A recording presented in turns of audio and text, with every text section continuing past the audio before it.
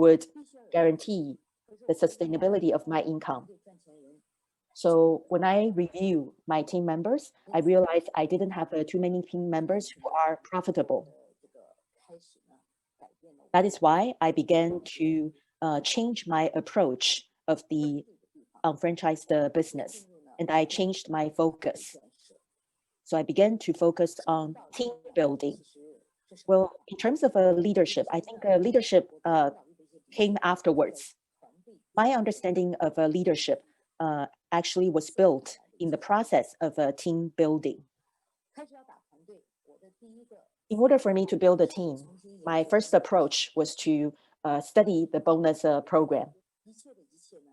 I think everything goes back to the bonus system, the compensation plan. I'm sure you're very familiar with this chart. This is a UBP slide. This is the follow-up system of Market America. Basically, the system is able to follow up on the status of your customers, the consumption status and the sales status, and you're able to do unlimited search. So I'd like to ask all the friends online, I'd like to ask you to think of a upline, like your role model. You want to be like that upline. You want to be able to achieve his or her income targets. So have that person in mind. So between you and him, or between you and her, you get the same product price. You get the same setting at shop.com. You have the same compensation plan, 1,200, and then you get 300, right? It's the same, right? Same for everybody. So what is the reason that they're there and you're here? What's the reason to the gap in between? You might say, oh, time, because they started earlier than I did. I agree. It's a very good explanation. But what about other explanations? What is the reason that they're there and you're here?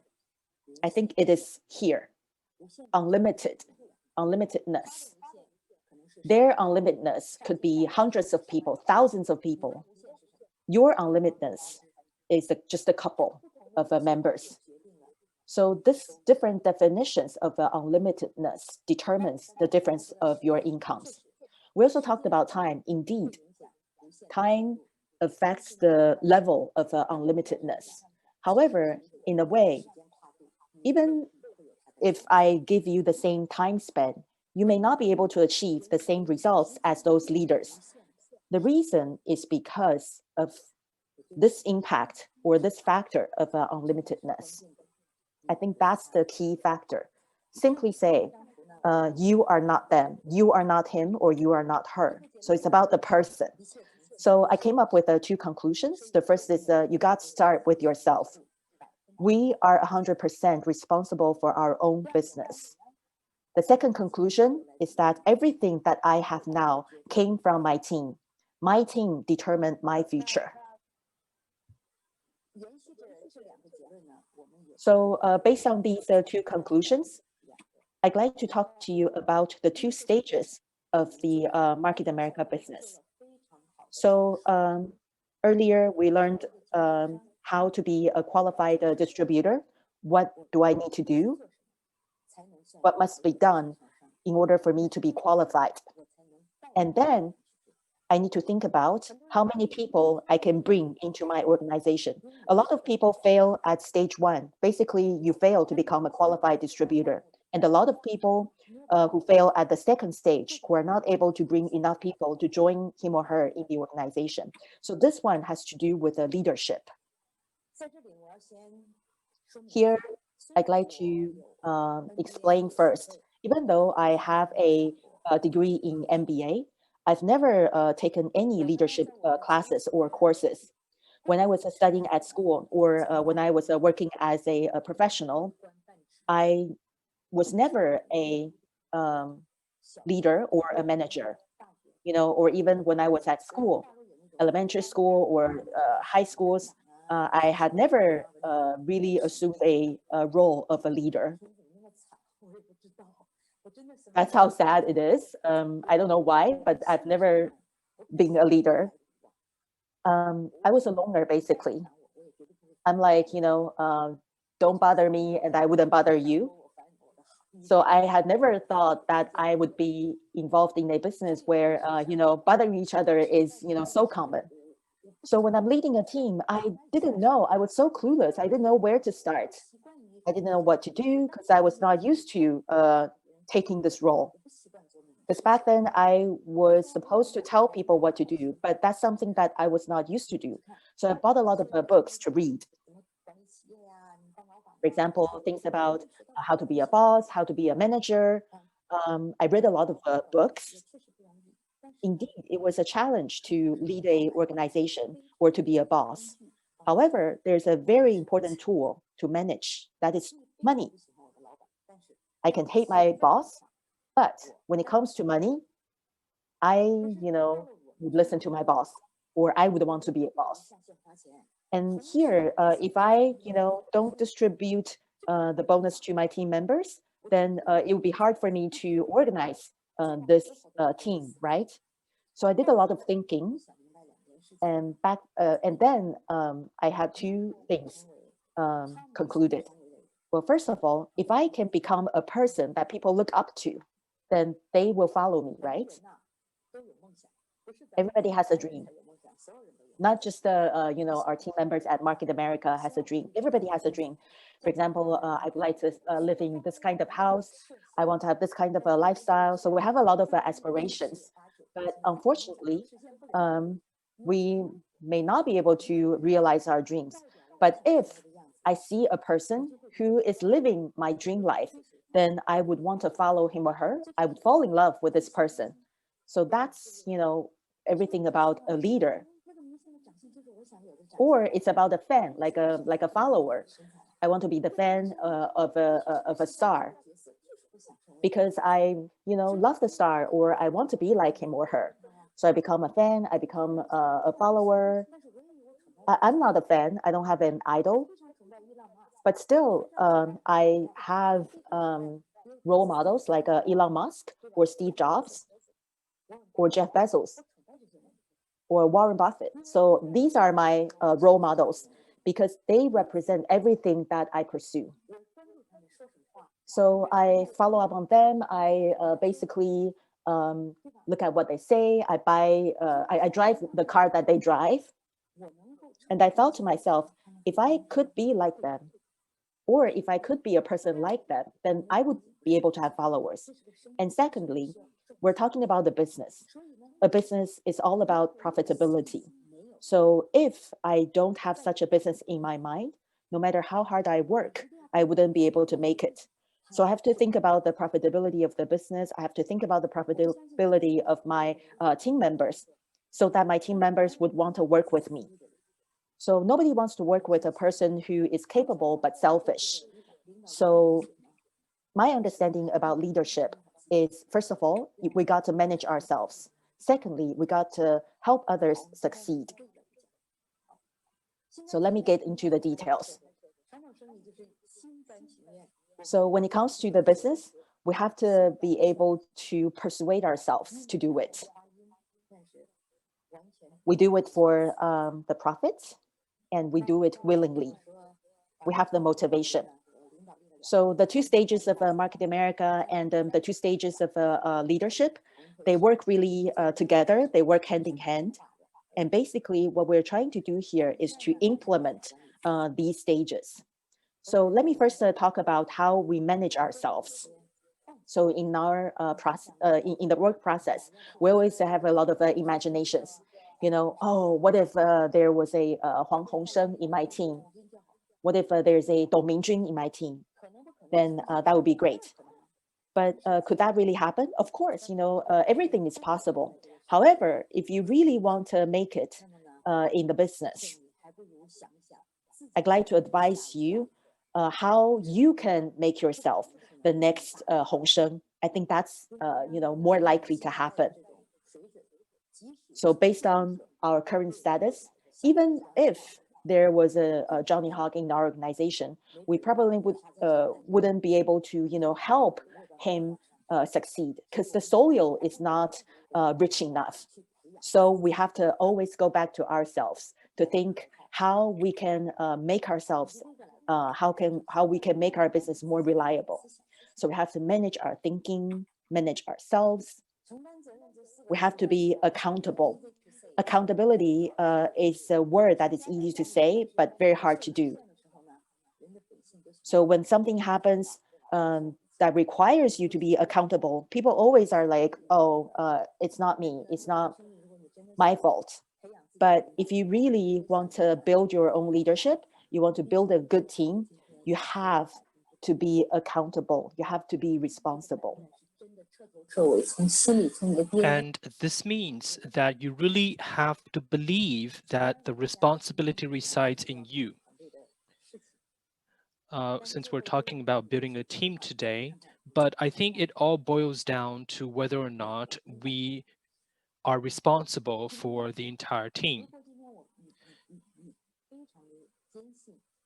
If you firmly believe that you are the answer to all the problems and questions, then things will be easy to solve. And you also have to admit that your self-inadequacy is the beginning of growing and maturing. I also think that one has to have the ability to admit their own mistakes. I think it's important to know that you made a mistake.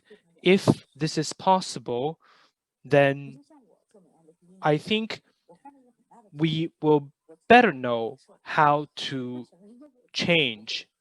In the past, I really did not think that it was me who made the mistakes. In the past, there were many people in our family, and at that time, I didn't really um, like to be held accountable. I don't want to stand up and say that it was me. So at that time, it wasn't really part of my DNA.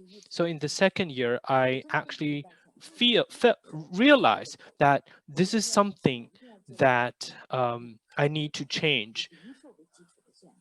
I think we need to try and make ourselves more accountable, because only when we admit that we made a mistake and have the courage to make changes can we start to mature. So I think when you're responsible of a whole team, we need to know our inadequacies and admit our mistakes.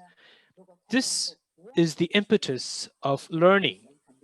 We really need to learn in order to fulfill our responsibilities. But learning does not is not limited to in is not limited to the depth of our professional know-how. We also need to expand our knowledge, because if we cannot require ourselves to learn, it's impossible for us to lead the team and move forward. So I think it is very important for us to learn. This will allow us to adjust and make breakthroughs in the future. There are a lot of tidbits about doing the Market America business, but there are key issues. I've seen many people feel that, they've made a lot of contributions, they did a lot of hard work, there were a lot of efforts, but they don't think that they were able to reap the results. Well, what's the problem? I think, first of all, we need to find what is critical.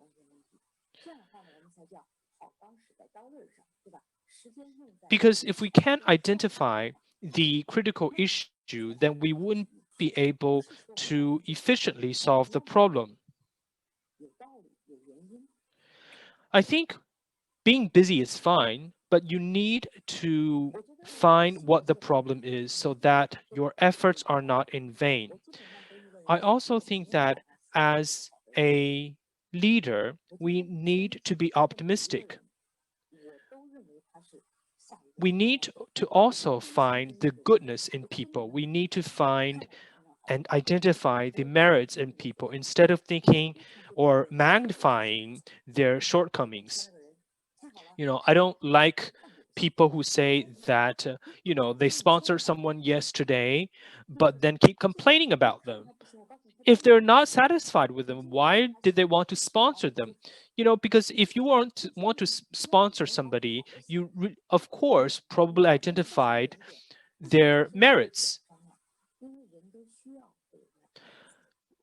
Everybody needs recognition.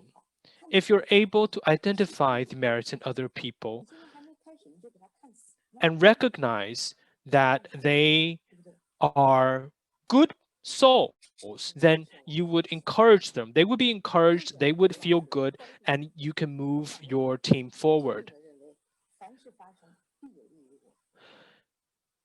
I have the belief that everything happens for a reason. Last March 23rd, New York went into lockdown. It has been 10 months now, and we haven't been able to meet our associates and our friends for a very, very long time. It has been 10 months. We can't drink coffee, have coffee with each other. And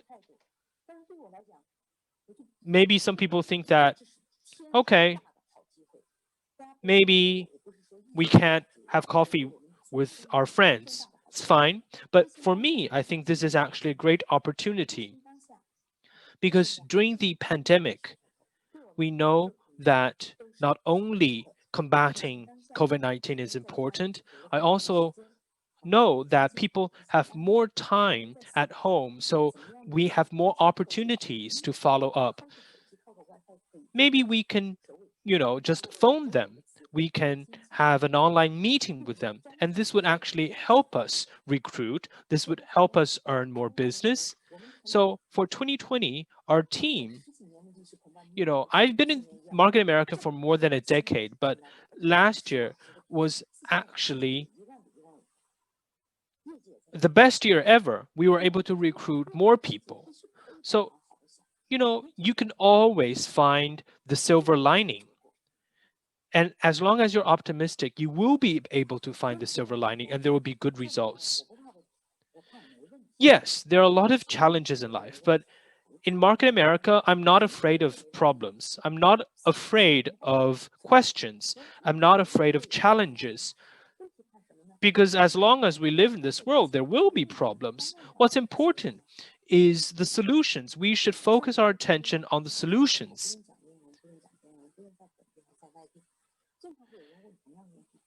A lot of people often ask why I can't do this, why I can't do that. For me, I think these questions are not very meaningful because you should focus your attention on the solutions. What can I do? What can I control?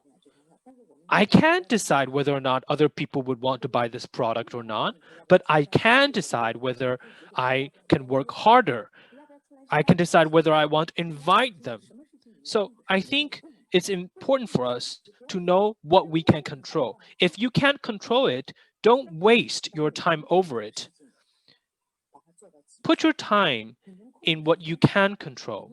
What can you control? Well, if you can, for example, think about the solutions, come up with solutions, if you can execute these action plans, then of course, this would help you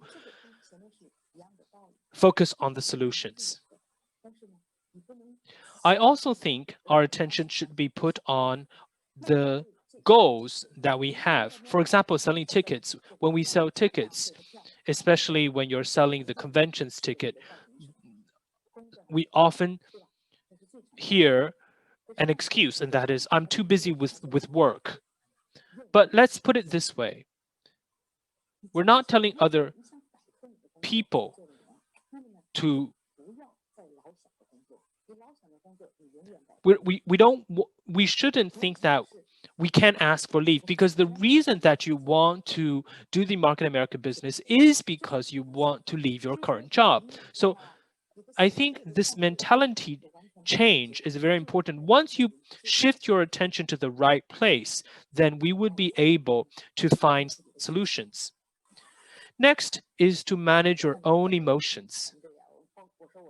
There are many teams, including my own, find managing emotions very challenging because there are a lot of uplines that are trapped by their own emotions.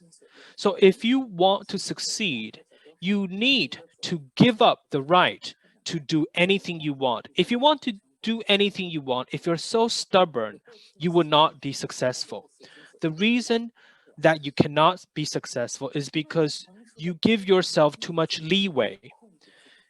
So whether or not one can succeed depends on whether or not you can control your emotions rather than the other way around. We're all more than 18 years old. If you can't control your own emotions, you can't control anything. So if there's a two-year-old having a tantrum on the street, you wouldn't say anything, right? Because, this is a young kid. You might even feel sorry for them. But if someone who is more than 20 years old throwing a tantrum on the street, what would you think? You would think that this person is psycho, right? A 20-year-old wouldn't throw a tantrum on the street. So I think everybody understands this, everybody agrees with this, but we often forget that we throw a tantrum. We can't control our emotions. We throw down our cell phones. We yell at other people. We're trying just to release our emotions, disregarding other people's reactions. So if you can't control your own emotions, people don't want to be around you. So since we're all mature, we should find a way to control our emotions. There's a word in English called ego. And ego is not necessarily a negative term. But for people who want to succeed, you need to balance where your ego lies. It can't be too large, it can't be too small. Yes, it needs to be large enough for you to have an ambition, but it cannot be so large that it hinders your success. You can't let your emotions control your ego or dominate your ego. I know this is very difficult because, we need to find that balance between sense and sensibility. If rationality can always win over, then you would be a very emotionless person. But if you want to do business, you need to find a way to know what is important, what you need to prioritize. So the results, the development of business, the growth of your business is more important than your personality. If you want to wallow in your own emotions, then you just stay home. You don't have to do business. We also need to know when to seek for assistance. Some people seem very strong on the outside, but they're actually very weak in the inside. They feel very insecure. So if you find that you need assistance, then you should cry out for help. This is actually an act of courage. Nobody knows everything, so I encourage everybody to reach out to other people. You need to seek help from, for example, your uplines. You can sit down with them and then discuss the development of your business with them. Moving on to language. Language is something that is intangible. If you use your language well, you can succeed. If you don't use your language well, you're going to kill yourself.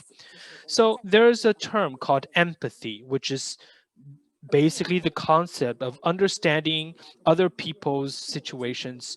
You should be able to put yourself in other people's shoes. So a lot of times when you lack empathy, there would be arguments.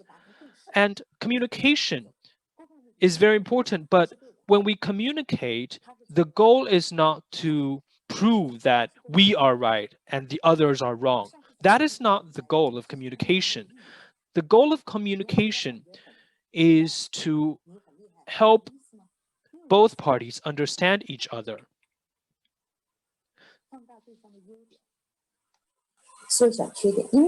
We need to look at the strengths of others instead of the weaknesses. More than often, I talk to my team members and to look at the status of the team. We would say, oh, Mr. A is like this, Mr. B is like this. Everything is a negative. And I went, and that person went on and on for more than 20 minutes. And I eventually asked that person, are they really that bad? No, I don't think so. If you look at people's weaknesses under a magnifier, everything would be magnified. And also, we shouldn't say things that are always negative and that are hurtful and meaningless. Of course, I, probably had said something that's negative. Still, I try to modify myself. I change the way I talk because I have no right to talk down on people. And when you say negative things, they don't make sense. They're not meaningful. I have it online who made a 4,500. And then there's a sideline colleague who came to us, who congratulated the colleague saying, oh, congratulations, you made a 4,500. And then imagine what this person says. He says, oh, it's so tiring. It took every time it took every minute of my life. And then, it became very awkward because we don't know how to respond to his response. So after the person who congratulated him left, I told him, why did you say that?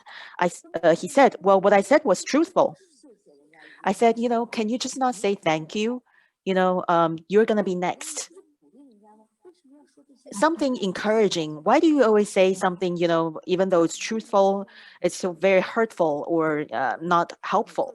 So everything you say, every decision you make, you have to think about if these things are adding to the teams or it's actually a minus to the team.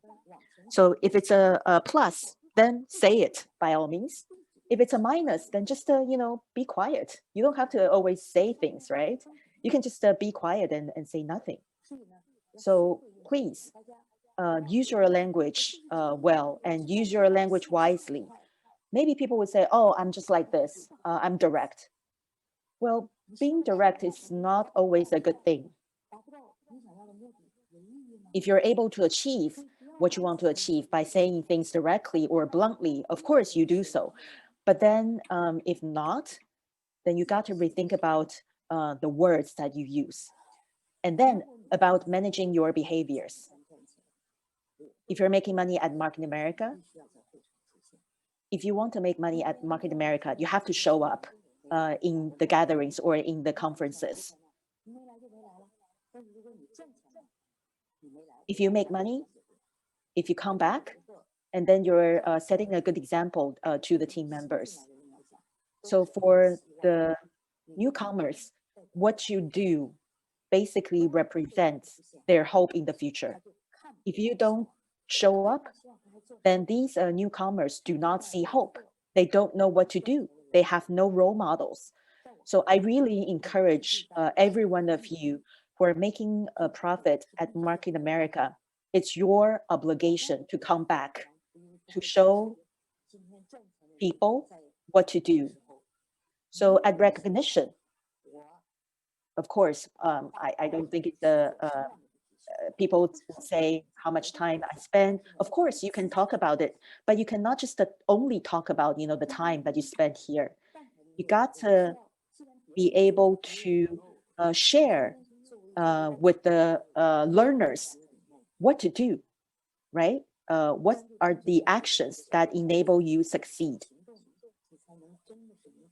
So we have to be focused on the actions that actually generate results in order for us to succeed. And also, we talked about convenience and success. They don't go together. There's always a trade-off.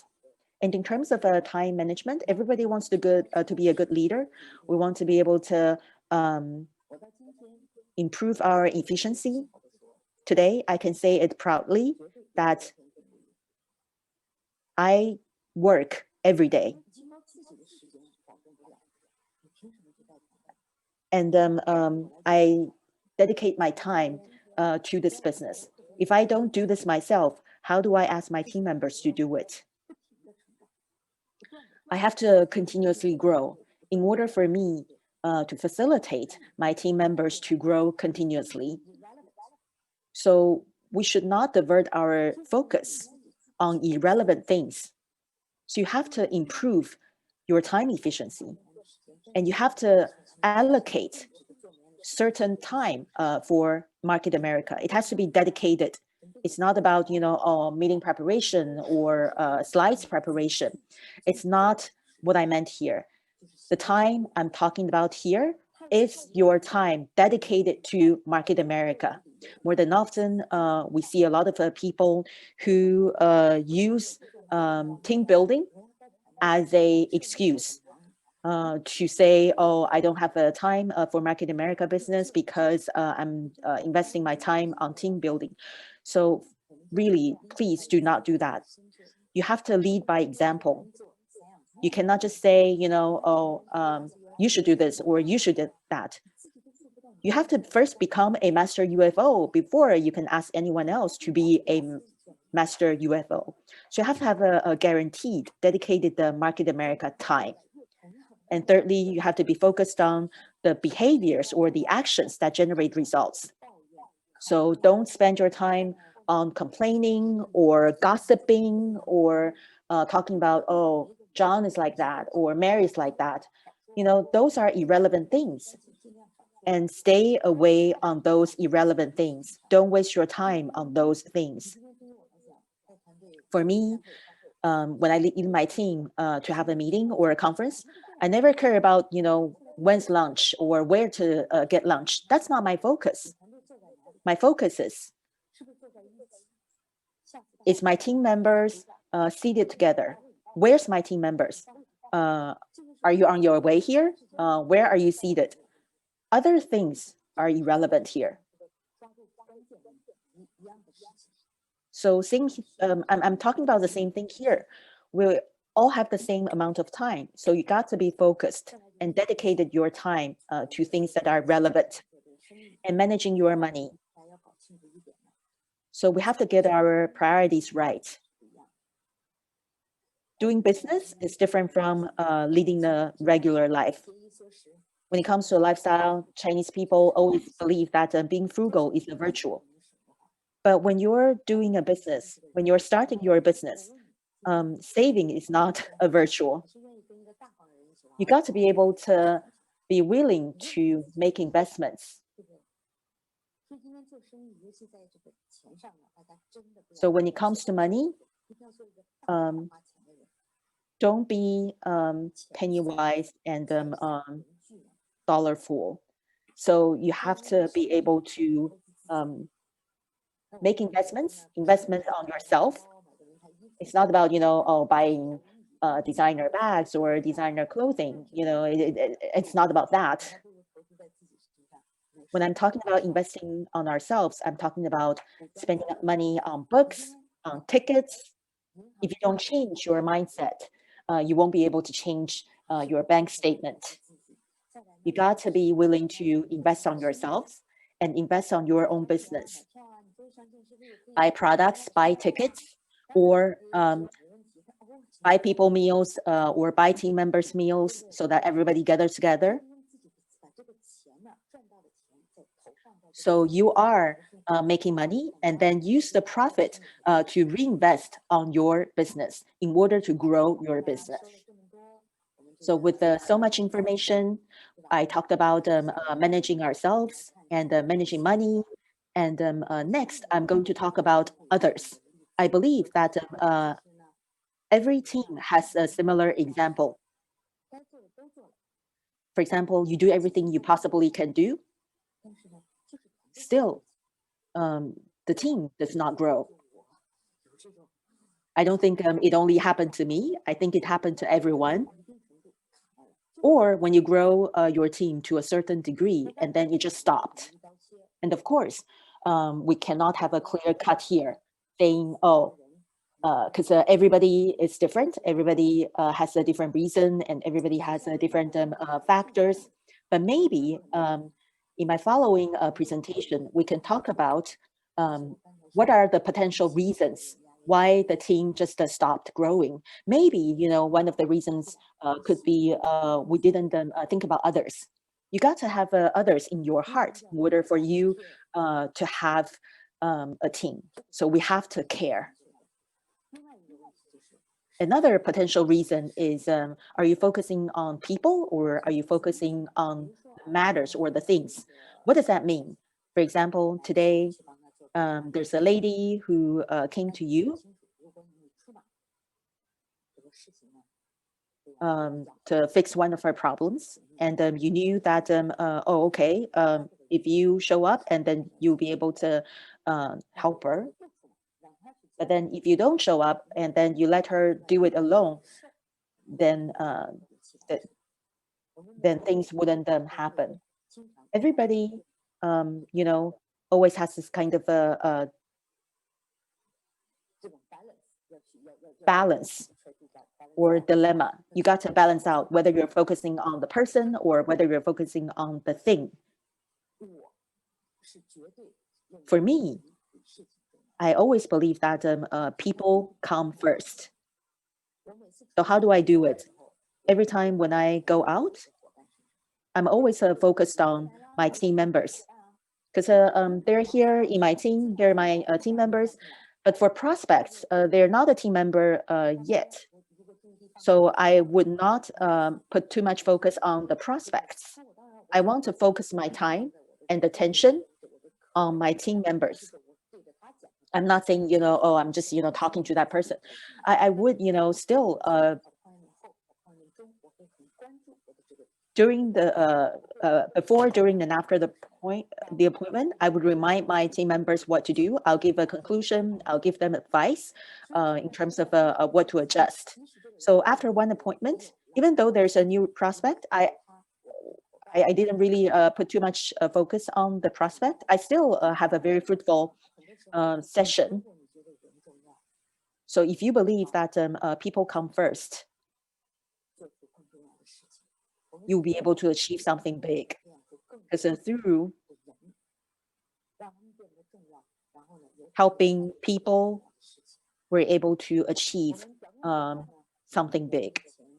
So on the surface, maybe our profits came from the points, but do not forget, points are created by people.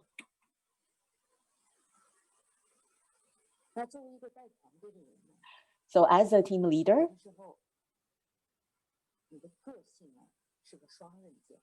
your personality is a double-edged sword. Sometimes your personality helps you, sometimes your personality compromises you. What does that mean? We talked about the keyword, which is unlimitedness. If you want to be unlimited, then you got to be able to accommodate everyone, right? We always say that heroes are able to accommodate everything in order for these heroes to be heroes. So you first need to be generous and accommodating in order for you to do something big. So if you want to have a big team, you need to be able to accept that everybody's different.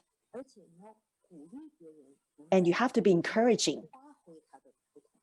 You need to encourage people to leverage their strengths on this platform so that people believe that they are able to grow, they're able to succeed on your platform. You got to create this kind of atmosphere so that your team members are willing to change, to follow you. If you don't accommodate, you only accept people who think like you only accept people who are like you, then your team will not grow.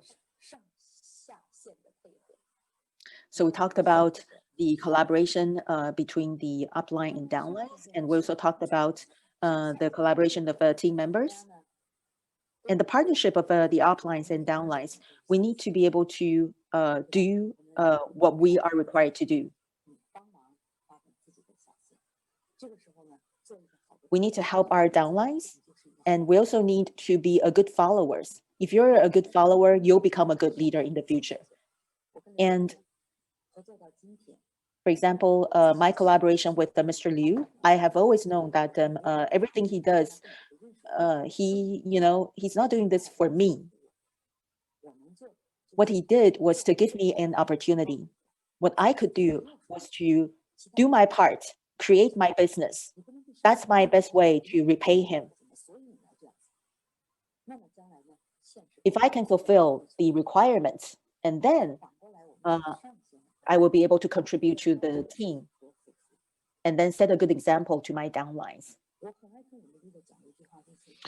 I often tell my team members that if you work 10% harder, your downlines would save 30% of the energy. So I'm willing to work harder for my downlines. You can't just leave all the work to them.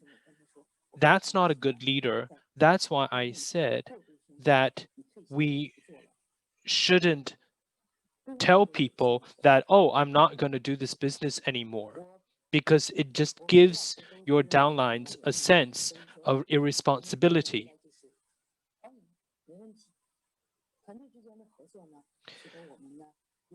Team cooperation is very important because it actually provides more space for development for your downlines. If you find your team willing to cooperate with other teams, this actually expands the opportunities and creates a sense of security for everybody because they see future opportunities. Next is the culture of learning. We've emphasized this many, many times today, and I'm sure that you understand the importance of learning and growing. I'm coming to the last part of my talk, but there's one thing that I would like to reiterate, and that is, who does the team belong to? We talked about leader. Team leader and your position within the organization do not really necessarily are related, because you can achieve a certain position because you are able to secure a lot of assistance, but that doesn't necessarily make you a very good leader. Okay, so I think, Market America provides us with a lot of opportunities and provides us with so many outstanding products. So we need to use this opportunity to nurture our talents. So who does the team belong to? It belongs to everybody in the team. If the team can grow, it's because of the dedication of every team member. If one person is stagnating, then you need to stand up and help them. If everybody acknowledges the fact that the team belongs to everyone, then the team will continue to thrive. So we've talked about a lot of stories, and I think I would like to end with a very interesting example. You've probably heard about the Journey to the West, which is a very famous fiction in China. And I'm sure everybody has from China that grew up in the Chinese culture know about this book. And you probably know that Xuan Zhang, the Buddhist or the team leader, is very, very different from all his team members. And, when I read the novel, I really didn't understand why Xuan Zhang could be the leader, because he's actually not a very, very ambitious person. He's not a very dominant person. And he's not necessarily the most talented among the team members. But I actually learned a lot from this novel because I found that, most teams are like this team because people are very, very different. Your team members have different strengths and weaknesses. There are people like Shao Jing. They often are late to meetings and they also leave early. Or there are people like Zhu Bajie. You really have to try and clean up after the troublemaker. So I think we can all learn from Xuan Zhang, who is the leader of this pilgrimage team, because he actually seems very weak, but actually demonstrates outstanding leadership.